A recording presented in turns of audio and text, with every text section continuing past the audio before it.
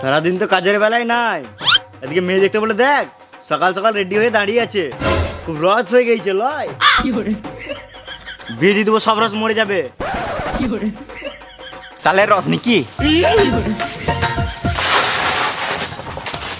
কই তোমরা রেডি তো?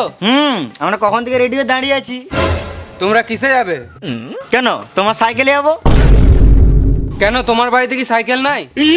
সাইকেল কি, একদা এক সময় আমার বাড়িতে সাইকেল ছিল, বাইক ছিল, 4 চাকা ছিল, লরিও ছিল। আর এখন?